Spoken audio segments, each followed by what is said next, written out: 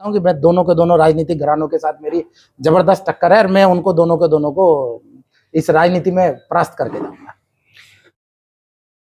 नमस्कार, स्वागत है आप सभी का हिंदुस्तान 24 पर और मैं आप सबके साथ विपिन चौधरी। आज चुनाव पर बातचीत करने के लिए हमारे साथ कैराना लोकसभा से बीएसपी प्रत्याशी श्रीपाल राणा जी मौजूद हैं। इनसे थोड़ी सी बातचीत करेंगे और ये जानने का प्रयास करेंगे कि किस प्रकार का चुनाव चल रहा है और किस प्रकार से इनकी जीत के समीकरण बन रहे हैं। श्रीपाल राणा जी, सबसे पहले तो हिंदुस्तान 24 पर मैं आपका बहुत बहुत स्वागत करता हूँ। बहुत बहुत धन्यवाद भाई साहब। आप राजनीति में बिल्कुल नए हैं, आप तो देश की सेवा कर रहे थे, तो ये समाज सेवा का आइडिया कहाँ से आया? नहीं, ऐसा नहीं है। राजनीति में मैं नया जरूर हूँ, लेकिन समाज से मैं काफी लंबे समय से जुड़ा हुआ हूँ। 2017 अक्टूबर 2017 में मैंने रिटायरमेंट लिया था और उसके बाद से मैं समाज के साथ गांव स्तर पर, छोटा गुहांड स्तर पर मैं जुड़ा हुआ था और मुझे ऐसा महसूस हुआ कि मुझे गांव और गुहांड से हटके भी थोड़ा सा क्षेत्र की जिम्मेदारी बनती है, तो इसलिए मैंने राजनीति की तरफ आने का निर्णय लिया। तो राजनीति में तो तमाम आप लगातार छिछाले दर देखते होंगे, तो आप तो बॉर्डर पर सेवा कर चुके हैं, तो आपको नहीं लगता कि ये फील्ड आपने गलत चुन लिया? नहीं, फील्ड बिल्कुल सही है। राजनीति को देखने के जो दृष्टिकोण है वो सबके अलग अलग है। मेरा अपना दृष्टिकोण ये है कि अगर मैं क्षेत्र का विकास और जो समाज और व्यक्ति विशेष का अगर मैं विकास करना चाहता हूं, तो मेरे पास में राजनीति के अलावा दूसरा कोई माध्यम नहीं है। और राजनीति एक ऐसा माध्यम है जिसके चलते मैं क्षेत्र को विकास की तरफ और व्यक्ति विशेष और समाज को और डेवलपमेंट की तरफ लेके जा सकता हूँ।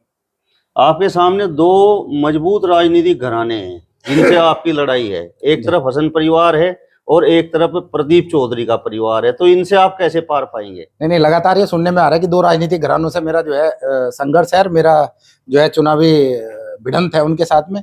मैं मान के चलता हूँ राजनीतिक घराने कभी भी लोकतंत्र में बड़े नहीं होते। लोकतंत्र में जनता जनार्दन सर्वोपरि होती है और जनता जनार्दन का समर्थन भारी जन समर्थन के साथ हम लोग आगे बढ़ रहे हैं।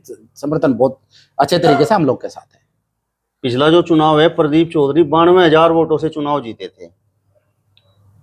जी हाँ, बिल्कुल, वो तो प्रत्यक्ष है। लेकिन अभी के जो फिलहाल के जो हालात हैं, आपने प्रदीप चौधरी जी का नाम लिया तो मैं उन्हीं से संबंधित बातें बता देता हूँ। पिछले 5 दिन में मेरा लगभग 50 से 60 गाँव का दौरा हुआ है और उस दौरे के दौरान मैं जहां भी गया हूं, मेरे एक सवाल पक्का रहता है जनता के सामने। मेरा एक सवाल पक्का रहता है कि जो क्षेत्र के सांसद का कभी दौरा हुआ है, तो वहां पे जो मेरी जानकारी में आया कि क्षेत्र के सांसद तो छोड़ दीजिए, किसी सांसद प्रतिनिधि का भी दौरा गांव में कभी नहीं हुआ है।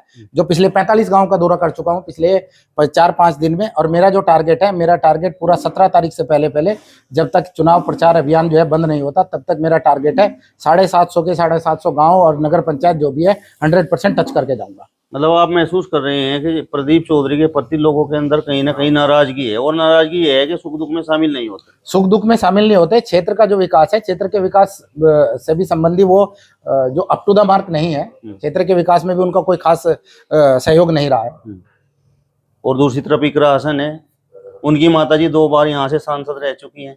उनकी माताजी रहे, उस परिवार के बारे में मैं ज्यादा टिप्पणी नहीं करना चाहूंगा। जो बहुत सारे मुद्दे इस तरीके के हैं, जो मुद्दे आपको भी पता है, मैं भी जानता हूँ, जनता भी जानती है, वो मुद्दों को जो है सार्वजनिक प्लेटफॉर्म देना मेरे हिसाब से बहुत उचित नहीं होगा।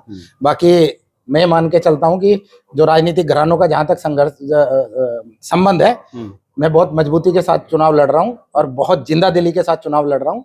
और मैं एक फौजी हूँ। फौजियों के जो इरादे होते हैं उनको दुनिया की कोई ताकत नहीं रोक सकती। राजनीतिक घराने 2 की जगह अगर 100 भी होंगे तो मैं लड़ जाऊंगा।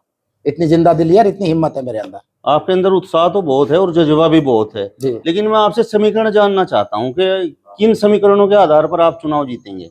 भाई, समीकरण जो है चुनाव में, समीकरण नहीं, चुनाव में जब सर्व समाज जहाँ पे खड़ा हो जाता है, मेरे साथ में सर्व समाज है। सर्व समाज, हिंदू समाज मेरे साथ है, मुस्लिम समाज मेरे साथ है, और हिंदू समाज में भी मेरे साथ में हर वर्ग का, चाहे ब्राह्मण है, जाट है, गुर्जर है, और प्रजापति है, कश्यप है, हर वाल्मीकि है, हर समाज का मुझे सहयोग मिल रहा है। तो मेरा जो है समीकरण एक पर्टिकुलर समाज को लेके नहीं है, मेरे साथ में सर्व समाज है, तो यही मेरे जीत के समीकरण है। 2019 में जिस समय तबस्सुम हसन यहाँ से चुनाव लड़ी थी, उस समय समाजवादी पार्टी का, राष्ट्रीय लोकदल का और बहुजन समाज पार्टी का गठबंधन था जी। उसके बावजूद प्रदीप चौधरी यहाँ से 92,000 वोटों से चुनाव जीत गए थे। जी। अब समाजवादी पार्टी भी अलग है, बहुजन समाज पार्टी अकेले चुनाव लड़ रही है, तो मतलब फिर कैसे जो है समीकरण बनेंगे? ये समीकरण में बताया ना, सर्व समाज हमारे साथ में। अभी जहां तक मैं वर्तमान में जो सांसद हैं, जो उनके प्रति एंटी इनकम्बेंसी है जो देखने को मिल रही है, ऑलमोस्ट आप भी देख ही रहे होंगे, उनके प्रति एंटी इनकम्बेंसी है। और जो दूसरा जो घराना है वो एक धर्म विशेष के साथ जा रहा है। अब जब धर्म विशेष से पूरा राजनीति नहीं चलती ना सर, जब तक आपके पास में सर्व समाज नहीं होगा तब तक जो है आप जीत की तरफ बढ़ नहीं सकते। और मेरी तरफ में पूरा सर्व समाज है, मैं उम्मीद करता हूँ कि सर्व समाज मेरा साथ देगा। आप भाजपा को पसंद करते हैं? भाजपा को मैं किसी सिरे से पसंद नहीं करता, ना भाजपा को पसंद करता, ना भाजपा की नीतियों को पसंद करता, दोनों को ही पसंद नहीं करता।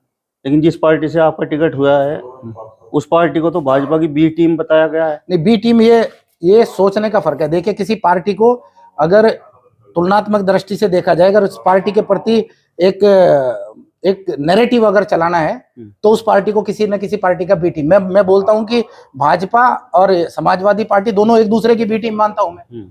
इन दोनों को एक दूसरे की बी टीम, अगर हम उनकी बी टीम होते तो शायद कहीं ना कहीं उनके साथ में हमारा गठबंधन होता। बहुजन समाज पार्टी बहन मायावती जी के नेतृत्व में बिल्कुल एकदम स्पष्ट तरीके से और एक अकेले चुनाव लड़ रही है पूरा का पूरा, तो उसमें बी टीम का तो सवाल ही नहीं होता। हम जिंदा दिली के साथ इलेक्शन लड़ रहे हैं, हम दोनों को चुनावी दंगल में हम दोनों को पटकनी देने की तैयारी कर रहे हैं। एक आप बोल रहे हैं भाजपा की जो है बी टीम है, मैं नहीं बोल रहा, ये तो जो है लगातार चर्चाएं हैं। चर्चा नहीं, ये आपकी बात नहीं है, मैं मानता हूं, लेकिन जिस तरीके की चर्चाएं आ रही है, मैं बहुत जिंदा दिली के साथ में, एक फौजी आदमी बहुत जिंदा दिली के साथ में इलेक्शन लड़ रहा हूं।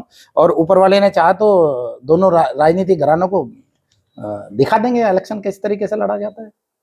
राणा जी, आप ठाकुर समाज से हैं और आपका समाज बड़ा संघर्षशील समाज है, लेकिन आपके समाज के बारे में ये लगातार कहा जाता है कि ये भाजपा का पक्का वोटर है, कोर वोटर मान लीजिए। जिस तरीके से बहुजन समाज पार्टी का एससी वोटर है, तो भारतीय जनता पार्टी का राजपूत समाज भी वोटर माना जाता है। तो जिस तरीके से आप चुनाव मैदान में उतर गए हैं जी, तो आपके समाज की क्या स्थिति है? देखिए, जहां तक एक जैसे आपने बताया कि राजपूत समाज भाजपा का कोर वोटर है, देखिए लोकतंत्र में कोर वोटर कभी किसी का कोर वोटर नहीं हो सकता। वोटर क्षेत्र का विकास को प्राथमिकता देके चलता है और व्यक्ति विशेष का जो है डेवलपमेंट को देख के आगे बढ़ता है। और जहाँ पे वर्तमान सांसद जी हैं वो भारतीय जनता पार्टी से ही है। भारतीय जनता पार्टी का कथनी और करनी दोनों में बहुत फर्क है। जब दोनों में फर्क है तो समाज, चाहे वो राजपूत समाज हो चाहे दूसरा कोई भी समाज हो, वो उस तरीके से आगे चलने में थोड़ा सा असहज महसूस करता है। खासकर जिस समाज से भारतीय जनता पार्टी के प्रत्याशी हैं प्रदीप चौधरी जी, गुर्जर समाज जी, और एक विवाद जो सम्राट मीर भोज को लेकर है जी, तो आप चुनाव मैदान में हैं जी, तो गुर्जर समाज का आपको किस प्रकार का सहयोग मिल रहा है? देखिए, जहां तक आपने मीर भोज जो है जी का जिक्र किया है, मैं एक बात मान के चलता हूँ, एज ए सांसद, वो इस क्षेत्र के सांसद थे, अगर वो इस तरीके का मुद्दा उठाया तो उनकी बहुत बड़ी जिम्मेदारी बनती थी कि दोनों समुदाय के बीच में एक समरसता लाके उस मुद्दे को सुलझाने का प्रयास करना चाहिए था, जो कि उन्होंने नहीं किया। वो कहीं ना कहीं उस मुद्दे को सुलझाने में कहीं ना कहीं विफल रहे।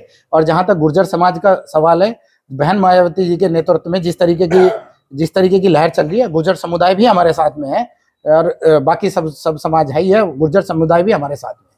यहाँ इस क्षेत्र के बड़े दिग्गज घराने हैं, चौधरी परिवार और काजी परिवार जी, बिल्कुल। तो चौधरी परिवार की आपको कुछ नाराजगी भी दिखाई दी होगी, और आप वहां पर उनके फार्म हाउस पर भी पहुंचे थे, तो कुछ आपको आशीर्वाद मिला कि नहीं? नहीं, देखिए, जहां तक चौधरी परिवार की नाराजगी है, मैं अपना एक बता देता हूँ। उनके साथ में जो मेरी एक मुलाकात थी, मेरी मुलाकात हुई है उनके साथ में, एक शिष्टाचार मुलाकात थी, एक पारिवारिक मुलाकात थी। मैं जो तीत्रो इंटर कॉलेज है, मैं उस तीत्रो इंटर कॉलेज का स्टूडेंट रहा हूँ। वहाँ पे मैंने जो मेरी प्राथमिक शिक्षा है, कक्षा 6 से 10 तक की शिक्षा है, वो वहाँ पे मेरी हुई है और उस समय से ही मेरी उनके साथ जान पहचान है। तो उसके चलते मैं एक शिष्टाचार मुलाकात के उद्देश्य से गया था। वहाँ पे राजनीतिक चर्चा कुछ भी नहीं थी। बाकी मैंने पर्चा भर दिया है, या बहुजन समाज पार्टी ने मुझे अपना एक सिपाही बना के भेजा, इस संबंध में मैंने एक चर्चा जरूर की थी, भाई मैं भी एक राजनीति में आया हूं बोल के, यही एक चर्चा। बाकी इसके अलावा उनसे किसी मेल मिलाप की या किसी गठबंधन की इस तरीके की कोई चर्चा वहां पे नहीं थी। फिर भी अगर चौधरी परिवार आपके सर पर हाथ रख दे तो उनका स्वागत है। अगर मेरे सर के ऊपर हाथ रख के चले तो ये तो बहुजन समाज पार्टी सर्व समाज की पार्टी है, सबका सम्मान है, आ सकते हैं, बिल्कुल कोई दिक्कत नहीं। और जिस तरीके से काजी परिवार ने एक राशन के सर पर हाथ रख दिया है, तो मुझे उसमें भी कोई आपत्ति नहीं। मेरा जो सामने आएगा, हम लोग जो है, मैं खास तौर पे बता रहा हूँ, मैं सैनिक परिवार से हूँ और हमारा जो टारगेट है, हमारा टारगेट दुश्मन टारगेट रहता है हमारा। दुश्मन के साथ अगर दुश्मन मिल रहा है तो भी हम उसको एक ही श्रेणी में गिनते हैं। अगर अगर इस तरीके की कोई स्थिति आती है तो हम संघर्ष करेंगे, लड़के जाएंगे, बिल्कुल जिंदा दिली से लड़ेंगे। मतलब प्रदीप चौधरी भी दुश्मन है, इकरा हसन भी दुश्मन है और काजी परिवार भी दुश्मन है। नहीं भाई, प्रदीप चौधरी और इकरा हसन ये तो स्पष्टता से दुश्मन नहीं कहेंगे। हाँ। राजनीति में कोई किसी का दुश्मन नहीं होता। ये राजनीति, वो एक राजनीतिक पार्टी से जुड़े हुए हैं, वो इकरा हसन जी वो एक दूसरी राजनीतिक पार्टी से जुड़ी है। हमारा राजनीतिक संघर्ष है उनके साथ में, व्यक्तिगत संघर्ष नहीं है, राजनीतिक संघर्ष है। राजनीतिक संघर्ष के साथ चलते हुए लेके हम आगे जाएंगे इसको। तो आपको लगता है कि बहुजन समाज पार्टी सर्व समाज की पार्टी है और सर्व समाज के लिए बात करती है? आप इस चीज को, आप मीडिया से संबंध रख रहे हैं, आप बता दीजिए इसको सर्व समाज की पार्टी नहीं कहेंगे क्या? सहारनपुर से टिकट दिया माजिद अली को, कैराना से दिया ठाकुर समाज को दिया, मुजफ्फरनगर से प्रजापति समाज को दिया, और दूसरी जगह से एक सर्व समाज की पार्टी होगी ना, जिसमें मुस्लिम भी है, हिंदू को भी दिया है, जहाँ जो भी बहुतायत में जो लोग हैं उन सबको टिकट दे के गया, तो इसको सर्व समाज की पार्टी बोलेंगे ना। मैंने आपसे ये सवाल इसलिए पूछ लिया क्योंकि एक बार उन्होंने कह दिया था कि तिलक तराजू और तलवार इनको मारो जूते चार।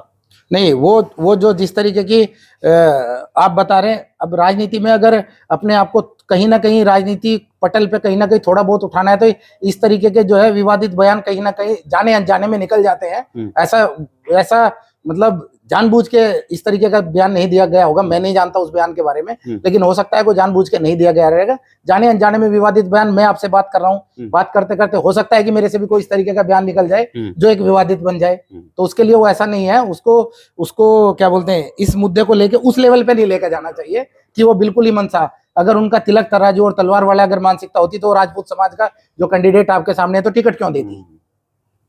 आप तो फौजी हैं, बस लड़ना है। नहीं, लड़ना है, और लड़ाई में जो फौजी के जो टारगेट रहते हैं, फौजी अपना टारगेट अचीव करने के लिए अपना हर संभव प्रयास करता है, और मैं अपना हर संभव प्रयास करूंगा।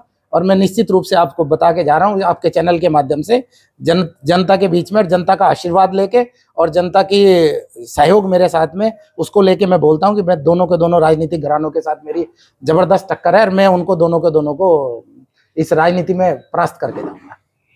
चलिए, तो बसपा प्रत्याशी श्रीपाल राणा जी को आपने सुना। फिलहाल इस वीडियो में बस इतना ही। अगली वीडियो में फिर आपसे मुलाकात होगी, तब तक बने रहिए हिंदुस्तान 24 के साथ। नमस्कार।